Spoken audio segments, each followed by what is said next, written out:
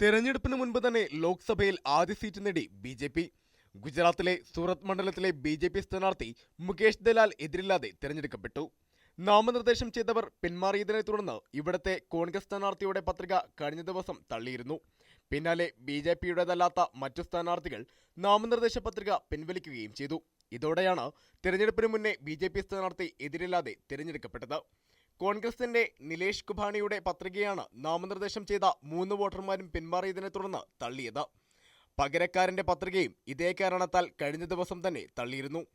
കോൺഗ്രസ് സ്ഥാനാർത്ഥിയുടെ പത്രികയിലെ ഒപ്പ് തങ്ങളുടേതല്ലെന്ന് സൂക്ഷ്മ പരിശോധനാ ദിവസമായ ശനിയാഴ്ച നാമനിർദ്ദേശം ചെയ്തവർ നേരിട്ട് വരണാധികാരിക്ക് സത്യവാങ്മൂലം നൽകിയിരുന്നു. ഡെമ്മി സ്ഥാനാർത്ഥിയായ സുരേഷ് പടസലയെ നിർദ്ദേശിച്ച ഒരാളും ഇതേപോലെ സത്യവാങ്മൂലം കൊടുത്തു. പത്രികകൾ തള്ളണമെന്ന ബി.ജെ.പി. സ്ഥാനാർത്ഥിയുടെ ഏജന്റ് പരാതി നൽകിയിരുന്നു. നാമനിർദ്ദേശകരെ ഹാജരാക്കാനോ തൃപ്തികരമായ വിശദീകരണം നൽകാനോ കഴിയാത്തതിനാൽ ഇരുവരുടെയും പത്രിക തള്ളിയതായി ഞായറാഴ്ച വരണാധികാരി അറിയിച്ചു. നാമനിർദ്ദേശകരിൽ ഒരാൾ കുംഭാണിയുടെ സഹോദരി ഭർത്താവാണ്. സ്വതന്ത്രരടക്കമുള്ള 7 സ്ഥാനാർത്ഥികൾ ഇന്ന് പത്രിക പിൻവലിക്കുകയായിരുന്നു.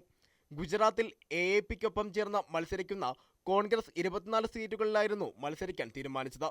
2 സീറ്റുകൾ എ.എ.പിക്ക് നൽകിയിരുന്നു.